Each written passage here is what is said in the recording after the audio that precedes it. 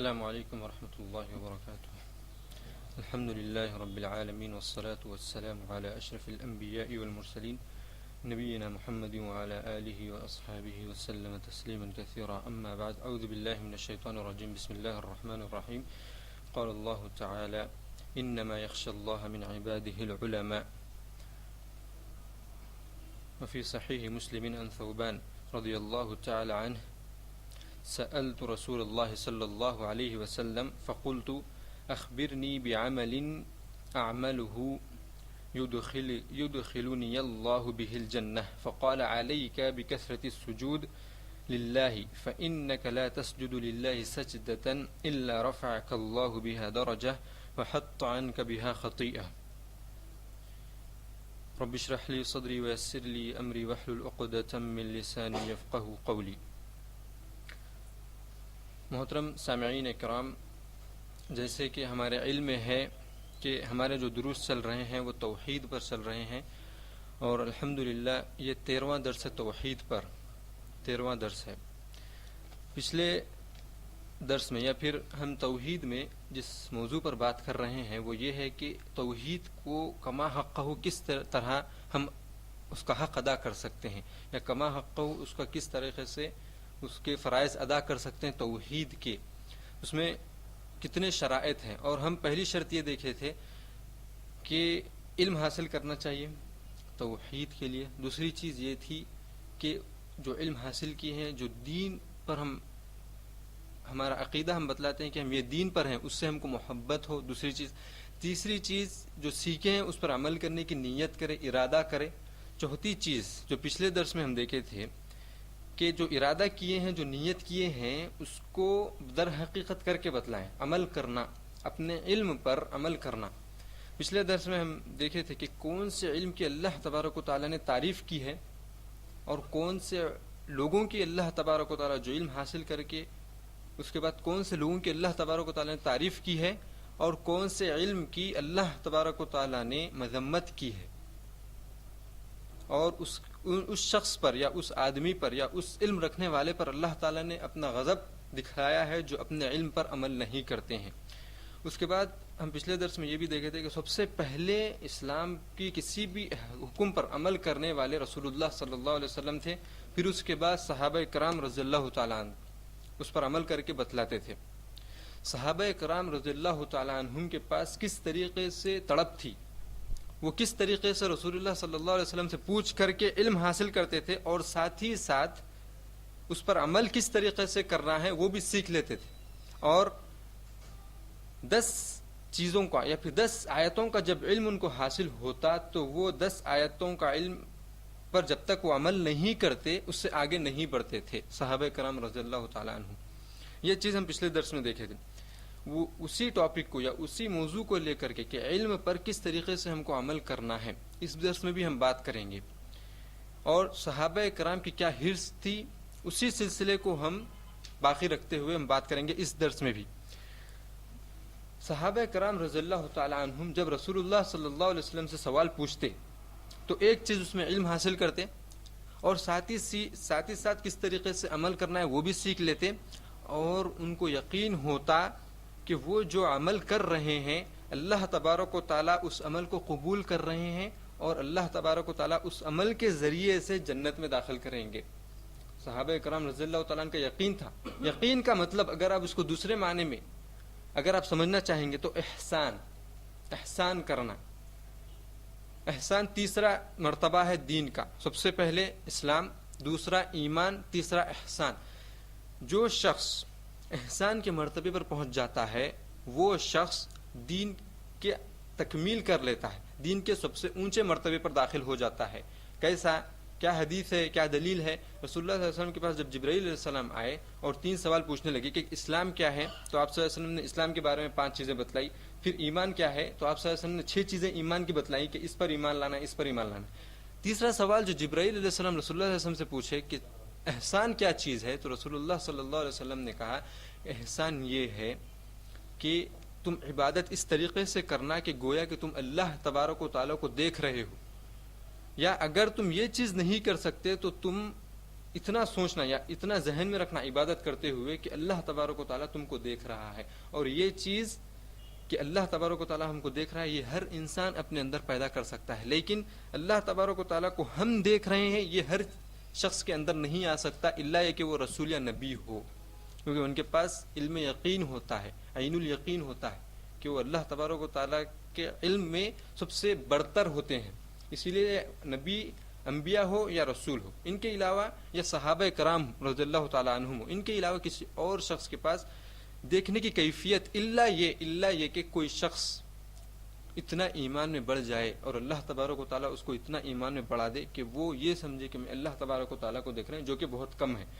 لیکن یہاں پر میں جو بتلا رہا ہوں کہ صحابہ کرام جب عمل کرتے تھے تو یہ سمجھتے تھے اور ان کا یقین ہوتا تھا کہ اللہ تبارک و تعالیٰ اس عمل کو قبول کر رہے ہیں اور اس کے ذریعے سے اللہ تبارک و تعالیٰ جنت میں داخل کریں گے. اس بات کی کیا دلیل ہے کہ صحابہ کرام رضی اللہ تعالیٰ عنہ کا یہ یقین تھا؟ یہ دلیل میں حدیث سے دیتا ہوں. یہ حدیث صحیح مسلم میں ثوبان رضی اللہ تعالیٰ عنہ سے مروی ہے.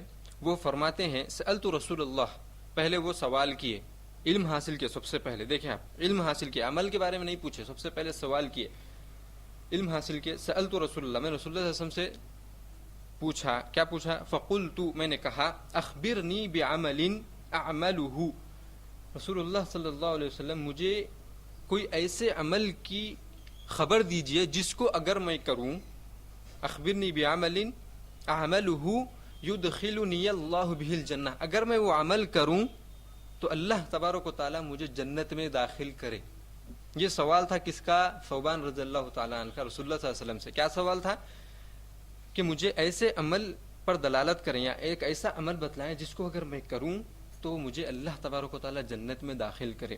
تو رسول اللہ صلی اللہ علیہ وسلم کا جواب سنیں آپ، بہت ہی اہم جواب، جس سے ہم اکثر مسلمان دنیا میں مشغول ہو کر کے اس عمل سے بہت دور ہو چکے ہیں اور اس کو شرک میں استعمال کیے ہیں، اللہ کے علاوہ کسی اور کے لیے ہم نے استعمال کیا. اور وہ کیا ہے؟ فقال رسول اللہ صلی اللہ علیہ وسلم، رسول اللہ صلی اللہ علیہ وسلم نے فرمایا عمل کے بارے میں، علیک بکثرت السجود للہ، تم پر ضروری ہے اگر تم یہ چاہتے ہو کہ اللہ تبارک و تعالیٰ تم کو عمل کے ذریعے سے جنت میں داخل کرے تو تم پر ضروری ہے. کیا ضروری ہے؟ اللہ تبارک و تعالیٰ کے لیے زیادہ سے زیادہ سجدے کرو. اللہ تبارک و تعالیٰ کے لیے زیادہ سے زیادہ سجدے کرو. اس چیز کی توحید میں کیا اہمیت ہے میں اس کے بارے میں بتلاتا ہوں، لیکن حدیث میں پہلے کمپلیٹ کر لیتا ہوں. فَإِنَّكَ لَا تَسْجُدُ، یہ رسول اللہ صلی اللہ علیہ وسلم فرماتے ہیں فَإِنَّكَ لَا تَسْجُدُ لِلَّهِ سَجْدَةً، تم اللہ کے لیے ایک سجدہ بھی نہیں کرتے الا مگر، یعنی ایک سجدے کے واسطے، ایک سجدے کے عوض میں رفعک اللہ بها درجہ وحط عنک بها خطیہ، اللہ تبارک و تعالیٰ تمہارے ایک درجے کو بلند کرتا ہے اور تمہارے ایک گناہ کو معاف فرماتا ہے. کب؟ جب ایک وقت اگر بندہ سجدہ کرتا ہے تب. اس کی کیا کیا فوائد ہیں اس حدیث کے، ہم پہلے یہ لیں گے. سب سے پہلے ثوبان رضی اللہ تعالیٰ عنہ رسول اللہ صلی اللہ علیہ وسلم کے پاس سے علم حاصل کیے کہ مجھے دلالت کیجیے، علم بتلائیے کہ کون سا عمل ہے جو جنت میں داخل کرے. تو رسول اللہ صلی اللہ علیہ وسلم نے کہا کہ تم پر سجدے کرنا اللہ کے لیے ضروری ہے. یہاں پر رسول اللہ صلی اللہ علیہ وسلم نے یہ نہیں کہا کہ بکثرت السجود، علیک بکثرت السجود، اتنا نہیں کہہ کر کے خاموش نہیں بیٹھے. کیا کہے؟ للہ، اللہ کے لیے. یہاں پر توحید ہے. اگر یہاں پر اللہ کے لیے نہیں کہا جاتا تو ہو سکتا کسی خبر والے کے لیے، ہو سکتا کسی پیر کے لیے، ہو سکتا کسی مرشد کے لیے، کسی بابا کے لیے سجدہ کیا جائے، جو کہ آج بڑے افسوس کے ساتھ کہنا پڑتا ہے کہ مسلمان اس چیز میں ڈوبے ہوئے، شرک، سجدے کے ذریعے سے شرک کرتے ہیں. جبکہ رسول اللہ صلی اللہ علیہ وسلم نے یہ عمل کو جنت میں داخل ہونے کے لیے دلالت کی ہے ثوبان رضی اللہ تعالیٰ عنہ. اسی لیے اللہ تبارک و تعالیٰ شرک کو معاف نہیں کرتے. کیوں؟ اسی عمل سے شخص اگر اللہ کے لیے کرے گا تو جنت میں جائے گا، اگر کسی اور غیر کے لیے کرے گا تو جہنم میں جائے گا، بغیر توبہ کے اگر مر جائے گا. یہ چیز ہم کو توحید کی اس حدیث میں معلوم ہے. لیکن ہم کو اس سے بڑھ کر کے توحید کے بعد ہم کو جو مسئلہ سمجھنا ہے سجدے کا. سجدہ آخر کیا وجہ ہے کہ سجدہ زیادہ سے زیادہ کرنے کی وجہ سے جنت میں داخل ہوتے ہیں؟ اس کی وجہ یہ ہے، اور علماء کرام نے یہ فرمایا ہے کہ جو چہرہ ہوتا ہے انسان کا یا ہر مخلوق کا چہرہ سب سے عزیز ہوتا ہے ہر ایک کے پاس، یہ ہم سب کو معلوم ہے. اس چہرے کے علاوہ کسی اور جسم کے حصے پر اگر ہم کو کوئی مارے تو ہم کو برداشت ہو جاتا, ہم سہ لیتے, چلو کوئی بات نہیں. اگر چھوٹا بچہ ہمارا خود چھوٹا بچہ بھی اگر ایک گال پر مارے تو ہم کو برداشت نہیں ہوتا, جب بھی ہم لال پیلے ہو جاتے. چھوٹا بچہ معاف کرتے, لیکن ہمارے اندر اس چہرے کی عظمت ہے, ہر مخلوق کے اندر اس چہرے کی, چاہے وہ جانور ہو کہ انسان ہو, چاہے جن ہو, ہر ایک کے پاس چہرے کی. کیوں؟ کیونکہ اس چہرے کی وجہ سے انسان پیش ہوتا ہے لوگوں کے سامنے. اگر اس چہرے کو کوئی شخص نقصان پہنچائے تو اس کو برداشت نہیں ہوتا. اسی لیے جس طریقے سے تم اپنے چہرے کی حفاظت کرتے ہو تاکہ تم اچھے دکھو لوگوں کو, اسی طریقے سے یہ چہرہ بنانے والے اللہ ہیں. تو اس چہرے کو سوائے اللہ کے کسی اور کے سامنے مت جھکاؤ. اگر تم کسی اور کے سامنے جھکاؤ گے تو اللہ تبارک و تعالیٰ کی توہین ہے, نعوذ باللہ. کیونکہ اس چہرے کو اللہ تبارک و تعالیٰ نے بنایا ہے, اور اس چہرے کے اندر, اور غور کرنے کی بات, باریک چیز جس کو ہم غفلت برتتے ہیں, جس میں اس چہرے کے اندر ایسے اعضاء ہیں, اگر اس میں سے ایک بھی عضو اگر کام کرنا ختم کر دے تو انسان کی زندگی سب سے بڑی مشکل میں پڑ جاتی ہے.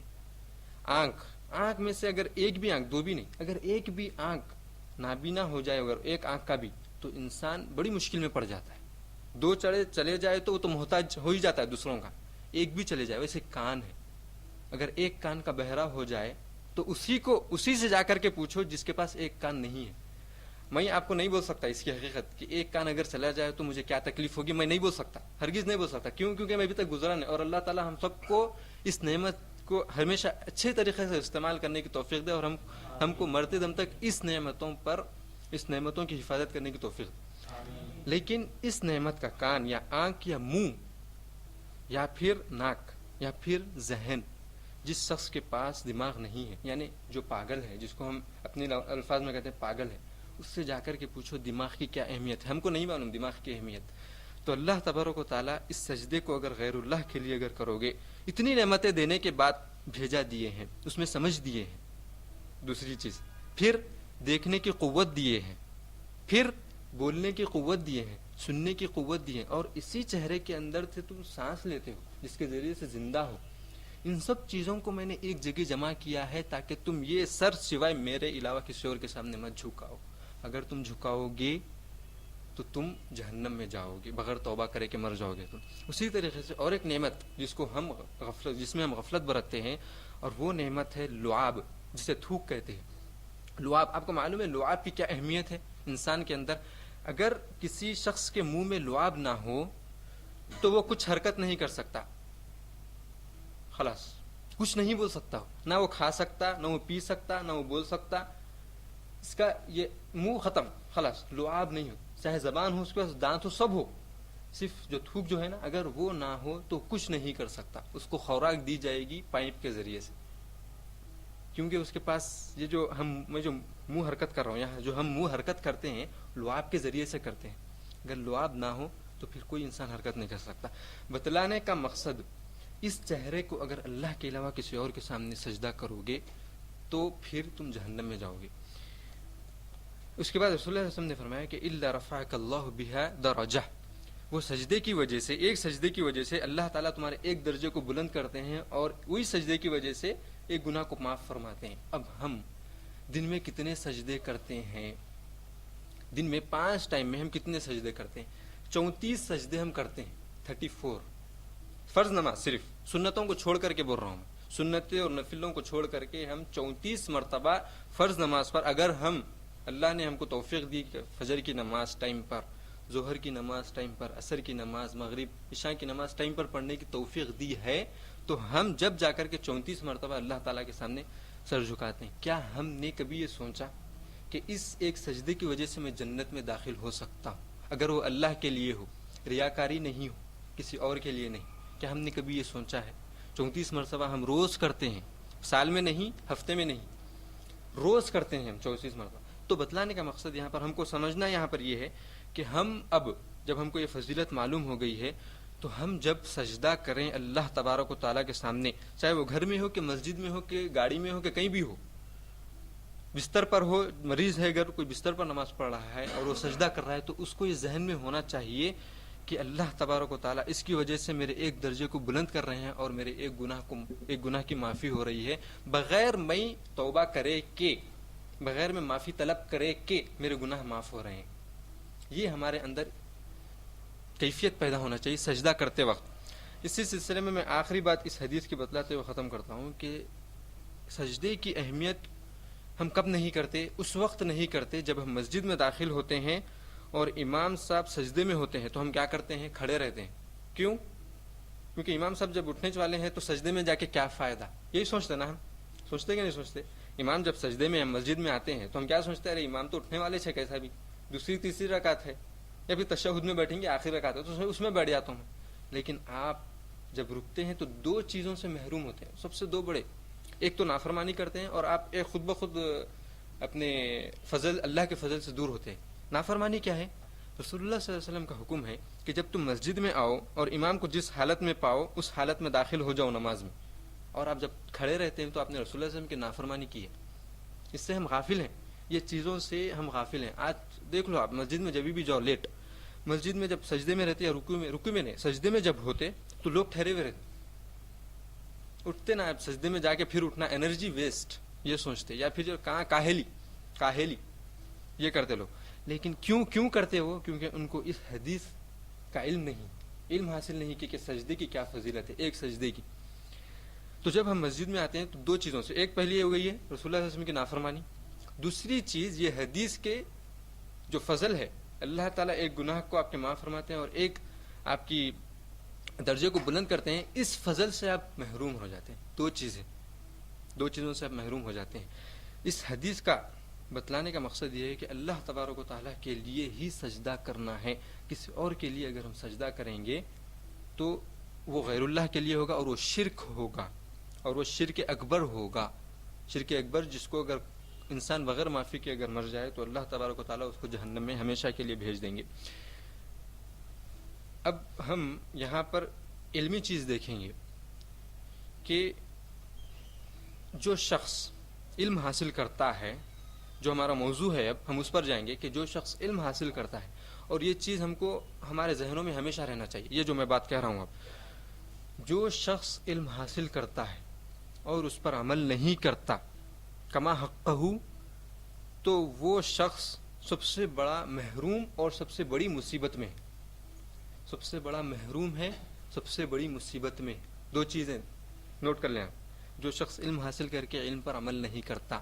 اب آپ بولیں گے مثال کس سے سمجھائیے کہ علم پر کس طریقے سے عمل نہیں کرنا. ایک ہی مثال چھوٹی میں دیتا ہوں آپ کو، کس طریقے سے انسان محروم ہوتا ہے. دیکھیں دنیا میں کس طریقے سے انسان علم پر عمل نہیں کرنے کی وجہ سے محروم ہو جاتا ہے، اور مصیبت، سب سے بڑی مصیبت دنیا میں یہی ہے کہ علم پر عمل نہیں کرنا. مثال کے طور پہ اذان ہوتی ہے، اذان کے وقت ہم کیا کرتے ہیں؟ اذان کے وقت کیا اذان کا جواب دیتے ہیں، یا پھر اذان کا جواب دینے سے ہم غافل ہو کر کے لیپ ٹاپ پر بیٹھے ہوئے رہتے ہیں، یا پھر بہانہ بناتے ہیں کہ اذان سنے نہیں آ رہی ہے، یا پھر بہانہ بناتے ہیں کہ میں کام میں مشغول ہوں یا آفس میں مشغول ہوں، دوستوں کے ساتھ گپ شپ مارتے ہوئے کہتے ہیں کہ میں مشغول تھا اسی لیے اذان نہیں سنا. یہ ایسا کرتے ہیں، یا پھر ہم اس اذان کا جواب دیتے ہیں. جو شخص، اور ہم یہاں پر اذان کا جواب دینے کی فضیلت نہیں دیکھ رہے ہیں، ہم یہاں پر دیکھ رہے ہیں جو علم حاصل کر کے عمل نہیں کیا. اذان کی فضیلت اس کو معلوم ہے جواب دینے کا، پھر بھی وہ اس پر عمل نہیں کر رہا، بہانے بنا کر کے. اللہ ہے کہ مجبور ہے، سو رہا تھا، کوئی بات نہیں. یا پھر حقیقت میں اس کو جو ہے نا وہ غافل تھا، ایک الگ چیز ہے. اور وہ انسان کو روز نہیں ہوتا، ہفتے میں ایک بار، 15 دن میں ایک بار، مہینے میں ایک بار ہوتا ہے. لیکن جو بہانے بنانے والا تھا 5 ٹائم وہی بولتا ہو کہ میں مشغول تھا، میں فلاں تھا. بہرحال جو شخص ان پر عمل نہیں کرتا، دیکھیں کتنی محرومی ہے. جب آپ اذان کا جواب نہیں دیتے تو سب سے پہلے آپ محروم ہوئے اللہ کا نام لینے سے، اللہ اکبر بولنے سے سب سے پہلے محروم ہوئے. اس کے بعد کلمہ توحید بولنے سے محروم رہ گئے. آپ اشہد ان لا الہ الا اللہ مؤذن بولتا، آپ محروم رہ گئے، وہ نہیں بولے کلمہ توحید. اور کلمہ توحید کی کیا فضیلت ہے، اگر وہ کلمہ توحید سچے دل سے بولے تو جنتی ہے بغیر عمل کیے. کہ اور میں اس حدیث کے بارے میں پہلے بھی ذکر کر چکا ہوں. کلمہ توحید سے آپ محروم. تیسری چیز رسول اللہ صلی اللہ علیہ وسلم کا نام لینے سے محروم. محمد رسول اللہ کہتے ہیں، اشہد ان لا الہ الا اللہ اشہد ان محمد الرسول اللہ، محمد نام لینے سے محروم. چوتھی چیز رسول اللہ صلی اللہ علیہ وسلم پر درود بھیجنے سے محروم. دیکھیں آپ چوتھی چیز. پانچویں چیز, جب حی علی الصلاح حی علی الفلاح کہے تو رسول اللہ صلی اللہ علیہ وسلم نے کہا کہ لا حول ولا قوت الا باللہ.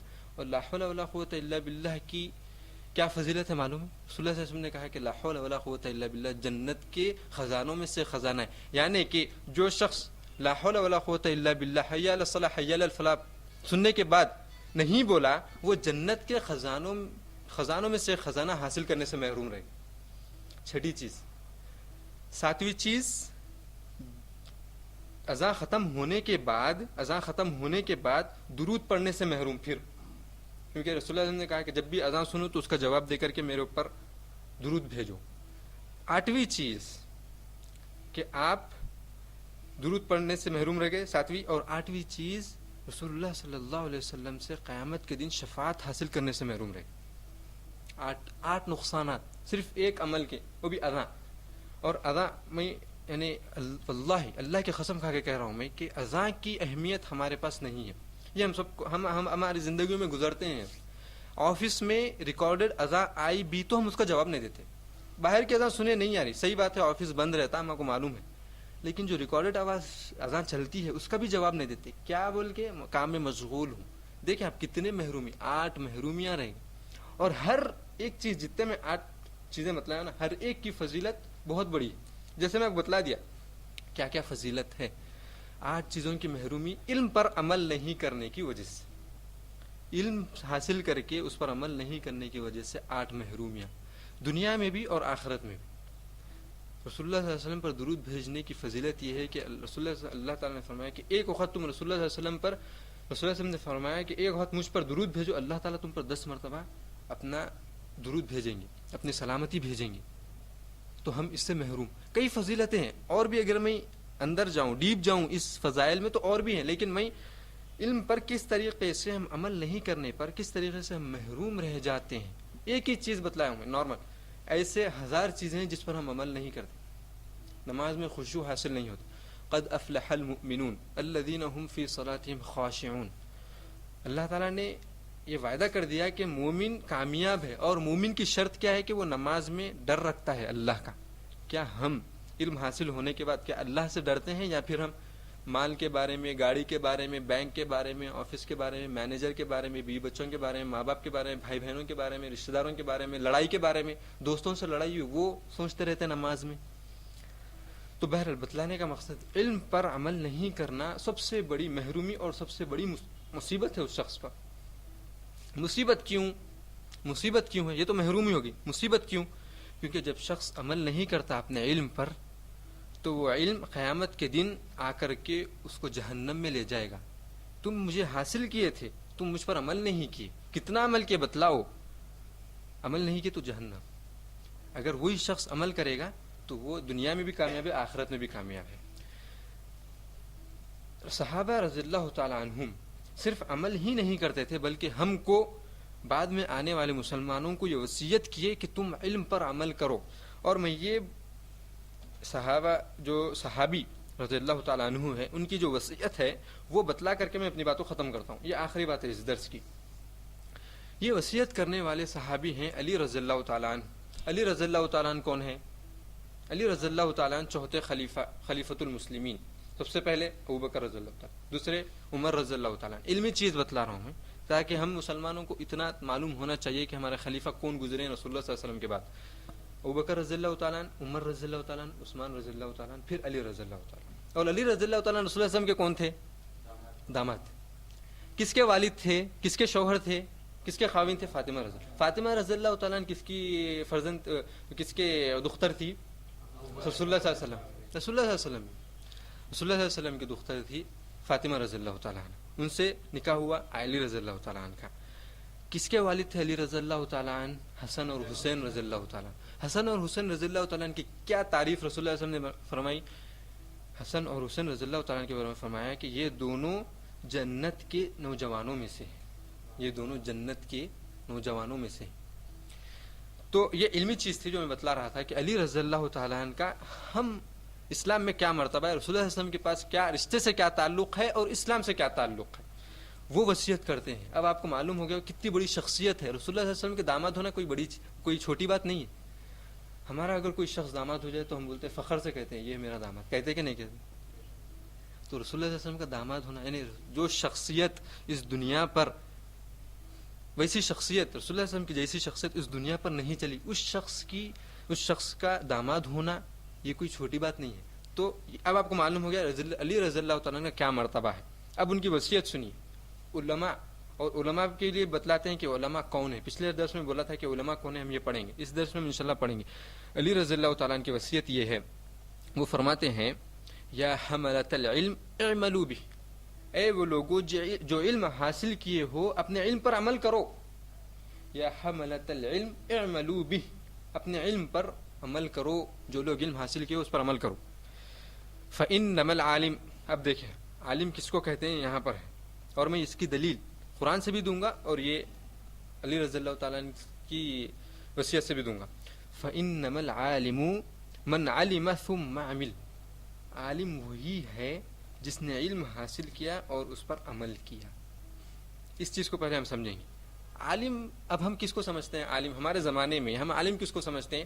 جو شخص مدرسے سے فارغ ہوا ہو, جس کے پاس فضیلت کی ڈگری ہو, جس کو توپ پہنایا گیا ہو, جو شخص حافظ و قرآن ہو, جو شخص تفسیر جانتا ہو قرآن کی, جو شخص حدیثوں کا ترجمہ یا حدیثوں کی تشریح جانتا ہو, جو اسلامی تعلیم حاصل کیا ہو, عمل کرتا ہو یا نہیں وہ الگ چیز ہے. لیکن ہم جو سوچتے ہیں ایک عالم کے بارے میں یہی سوچتے ہیں نا کہ یہ چیزیں ہوں تو وہ عالم ہے, اور یہ عالم صاحب ہے, عالم صاحب ہے, عمل جو بھی ہو عالم صاحب ہے.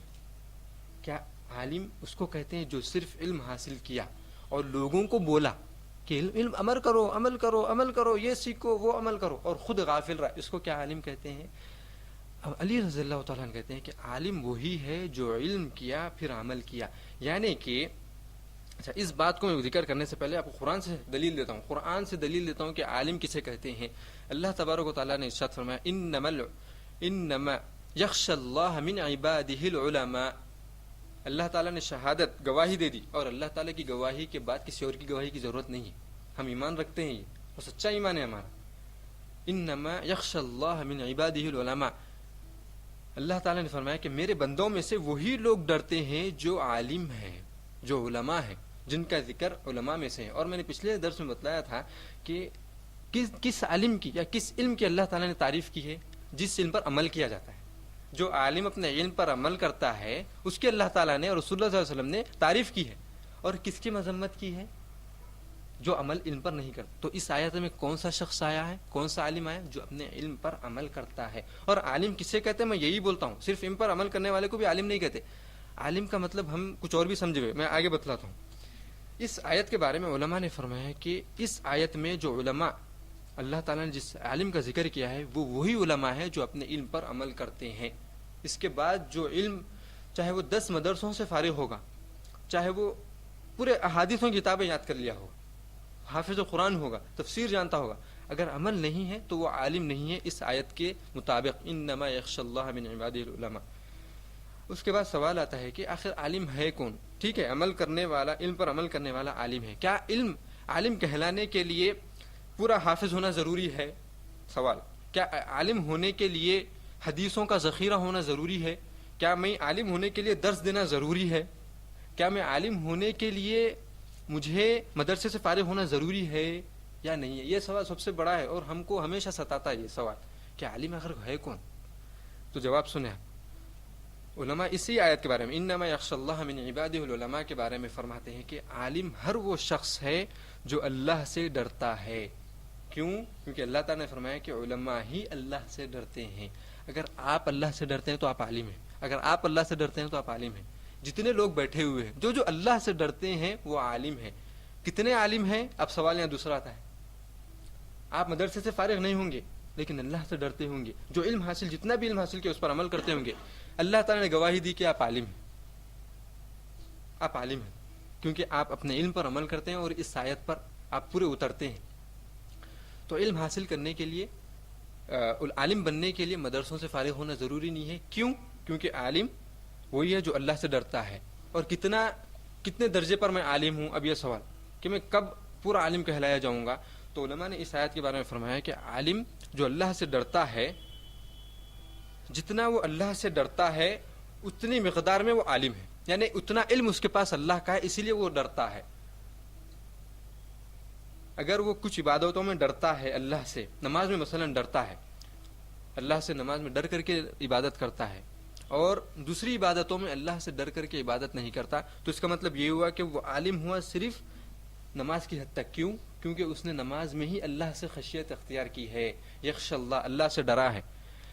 اور جو شخص تمام دین پر اللہ سے، تمام دین کے امور میں اللہ سے اگر وہ ڈرتا ہے تو وہ تمام دین کا عالم ہوا ہے.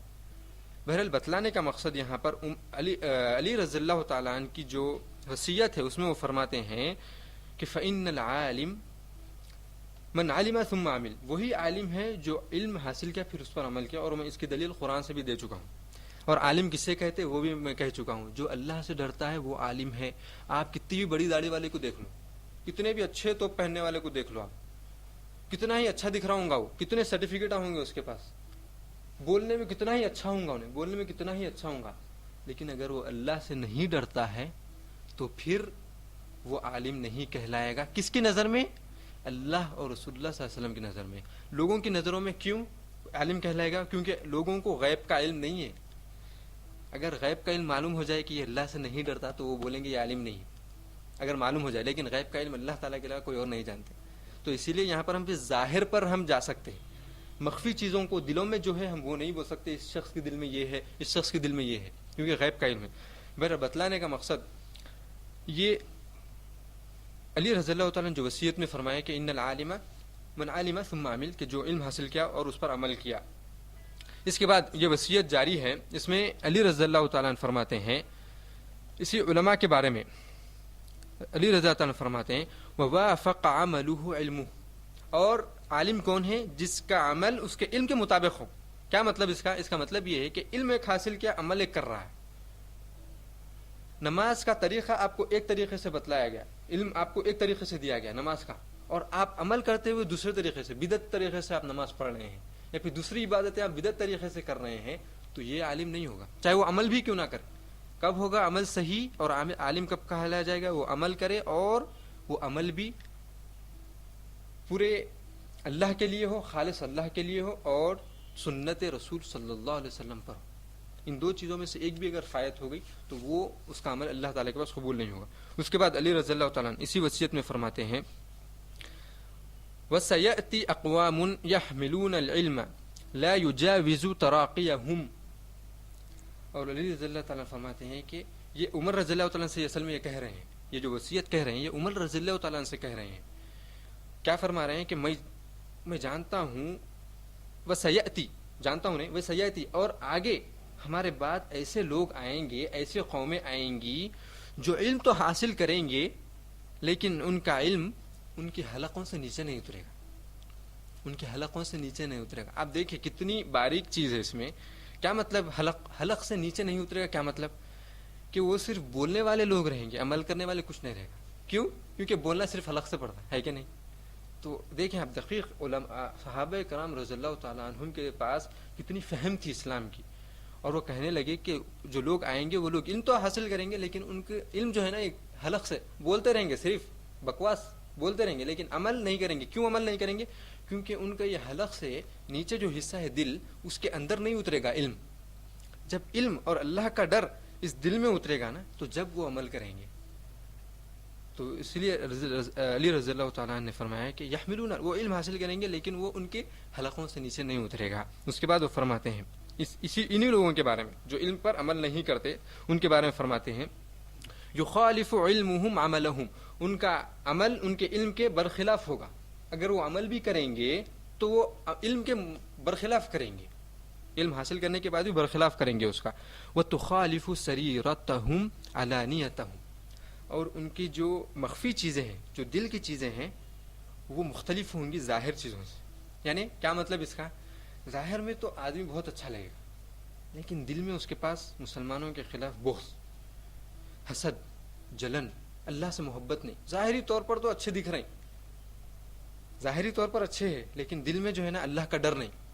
زبان سے آیتیں پڑھ رہے ہیں حدیثیں سنا رہے ہیں لیکن دل میں اللہ کا خوف ہی نہیں. یہ ہے یہاں پر علی رضی اللہ تعالیٰ نے یہاں پر یہ کہنا چاہتے ہیں ان لوگوں کے بارے میں جو صرف زبان سے کہتے ہیں, جن کے دل میں کچھ اور ہے اور ظاہر وہ کچھ اور کرتے ہیں. اور اس کو کیا کہتے ہیں, اس کو کیا کہتے ہیں شریعت میں, کہ دل میں کچھ اور ظاہر کچھ اور کرے, منافق. منافق کہتے ہیں. اور منافق کے کئی اقسام ہیں, صرف منافق یہی نہیں ہے کہ جو اسلام سے پھرا ہوا ہے, کئی اقسام ہے. بہرحال اس کی ایک الگ ٹاپک ہے. تو یہاں پر علی رضی اللہ تعالیٰ نے کہتے ہیں کہ سریرتہم, ان کا جو مخفی چیزیں ہیں وہ ظاہر سے الگ ہوں گے. اس کے بعد یہی وصیت میں فرماتے ہیں یقیدون حلقہ, یقیدون حلقہ, وہ لوگ درس و دروس بھی کریں گے. کون لوگ؟ جس کا عمل, جو علم حاصل کیا لیکن عمل نہیں کرتے ہیں. ویسے لوگ جس کا ذکر کیے ہیں علی رضی اللہ تعالیٰ وہ فرماتے ہیں وہ درس و دروس بھی کریں گے, وہ جلسے جمائیں گے برابر, لیکن کیا کریں گے؟ یباہی بعضهم بعضا, ایک دوسرے کی ٹکر میں جائیں گے درسوں میں. کیسا؟ ایک عالم کہے گا, ایک درس دینے والا, میرے پاس 1000 لوگ شامل ہوئے تھے. دوسرا عالم کہے گا میرے پاس 2000 آئے تھے. تیسرا عالم کہے گا میرے پاس وزیراں آئے تھے, جو امیراں ہیں نا وہ لوگ آئے تھے میرے پاس, تمہارے پاس تو فقیراں آئے تھے. اور ایک عالم کہے گا میں بادشاہ کے سامنے تقریر کرتا ہوں, تمہارے پاس تو نارمل پبلک آتی ہے, میں بادشاہ کے سامنے. یہ کیا ہے؟ یہ یباہی بعضهم بعضا, ایک دوسرے کے اوپر فوقیت لے جانے کی کوشش کریں گے جبکہ سب اللہ کے لیے کام کر رہے ہیں. اس کے بعد علی رضی اللہ تعالیٰ نے فرمایا حتیٰ, اور یہ لوگ جو ایک دوسرے پر فوقیت لے جانا چاہتے ہیں اپنے آپ کو بتا کر کے, حتیٰ یہاں تک کہ ان احدہم, یہ آخری بات ہے میری درس کی, ان احدہم, جو علماء جو درس دیتے ہیں, جو درس دینے والے لوگ ہیں, ان میں سے یہاں تک کہ یہ چیز فوقیت لے جانے والی چیز یہاں تک بڑھ جائے گی کہ لیغضب علی جلیسی, اپنے درمیان میں جو درس سننے والا ہوتا اس کے اوپر وہ غصہ کریں گے. کب کریں گے غصہ؟ ان ترکہ وجلس الی غیرہ, اگر وہ اس کے درس کی مجلس چھوڑ کر کے دوسرے شخص کے پاس چلے گیا تو وہ کیا کرے گا؟ جو مجلس میں بیٹھتا تھا, مثال کے طور پہ میں ہوں یہاں, آپ یہاں پر بیٹھے ہوئے ہیں, تو میں ان کی تعریف کروں گا, میں ان سے خوش رہوں گا. اب جیسے یہ چھوڑ کر کے مجھے میرے درس میں نہیں آ رہے, میں دیکھا کہ وہ فلاں مسجد میں فلاں شیخ کے درس میں جا رہے ہیں, تو میں کیا کروں گا؟ ان سے غصے میں آ جاؤں گا. کیوں بھائی, کیوں چھوڑ دیا آپ میرا درس؟ میں اچھا درس نہیں دیتا ہوں کیا؟ آپ کو میرے سے فائدہ نہیں ہو رہا کیا؟ ایسا بول کر کے میں ان سے غصے میں آؤں گا. اور وہ عالم کون ہوگا؟ جو اپنے علم پر عمل نہیں کرے گا, دکھاوے کے لیے کرے گا, صرف دکھاوے کے لیے.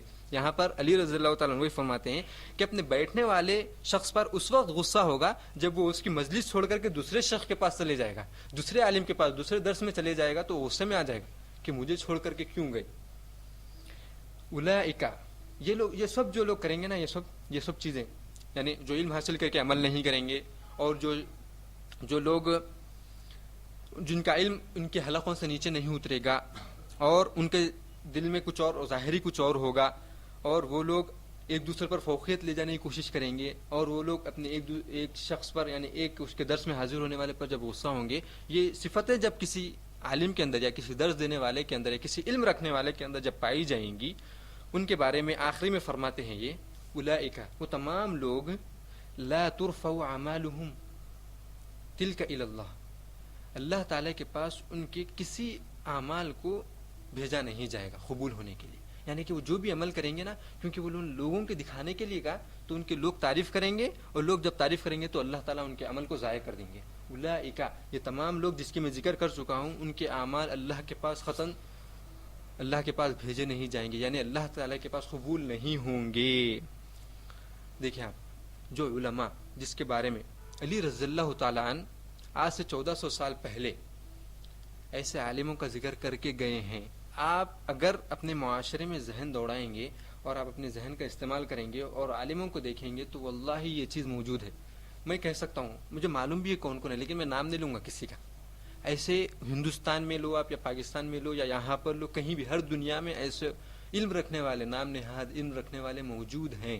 اگر آپ اپنی نظر دیکھیں گے کہ کس طریقے سے وہ لوگوں کے ساتھ معاملہ کرتا ہے, کس طریقے سے وہ چاہتا ہے کہ میرے پاس زیادہ لوگ آئیں, اگر آپ یہ جائزہ لیں گے نا کسی عالم کے پاس, تو آپ کو پتہ چل جائے گا یہ لوگ موجود ہیں.